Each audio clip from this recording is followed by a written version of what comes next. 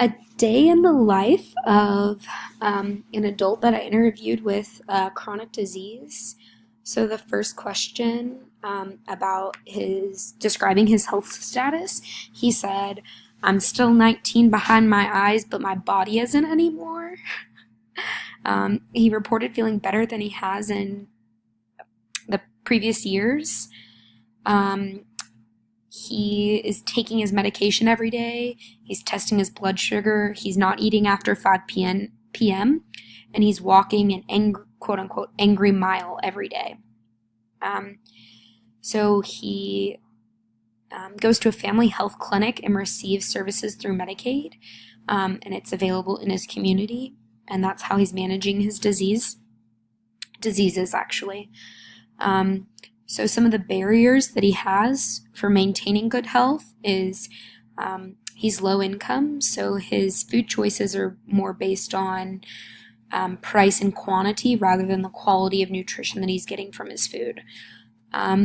He also mentioned having a barrier of communication with his doctor because English isn't her first language, and he's not very good about making his follow-up appointments. He also has a hard time hearing, so that's a barrier with his doctor. And he does not like going to the doctor, so he says he gets very nervous before he has to go. So some of his nutritional habits, he pretty much eats the same thing every day. When he has the opportunity to eat out, he takes advantage of it and says, "I never do this." But overall, his eating habits have improved dramatically over the past 2 years. Growing up, his parents were poor, and his mother was not a good cook. So they ate a lot of quick processed foods, and he mentioned not having food in the refrigerator often. So in recent years, his eating habits have changed because he was diagnosed with type 2 diabetes 2 years ago, and before that he was diagnosed with high blood pressure. So at the time when he was diagnosed with type 2 diabetes, he made significant changes in his diet. He limited his bread intake. He pretty much stopped eating bread. He no longer adds sugar to his coffee. He doesn't salt his food. He seasons his food with salt-free products.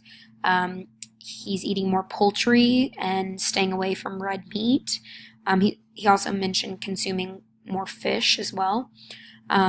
He also talked about eating more fruits and vegetables daily. And his big thing is that he doesn't eat after 5 p.m. That was one big thing that he changed. I asked him to record his food for a week, but he said he couldn't remember what he had for lunch. And then when I asked him to write down what he had, he said that's a lot of work. So I took that as I'm not getting that information.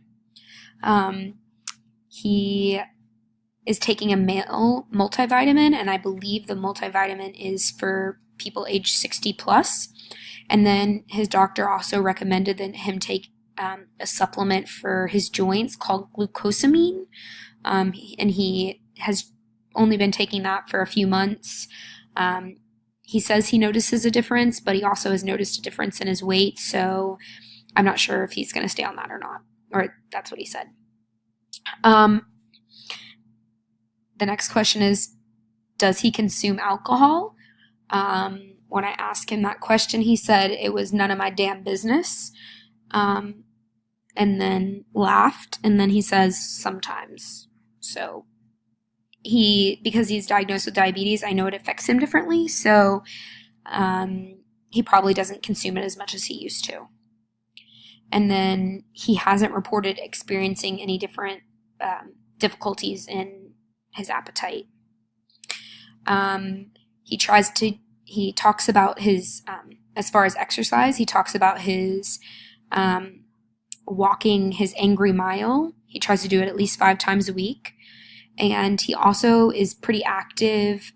He works in his garage, and he moves 500 plus pound motorcycles around on a regular basis, as well as trying to walk daily.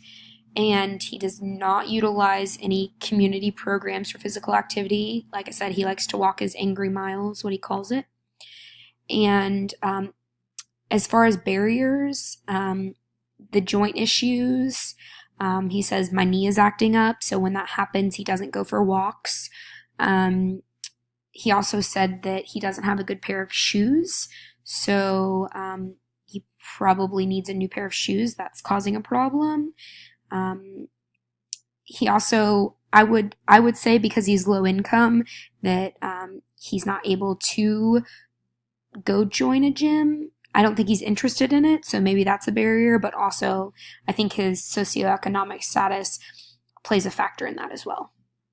So that is the life of an adult living with 2 chronic diseases.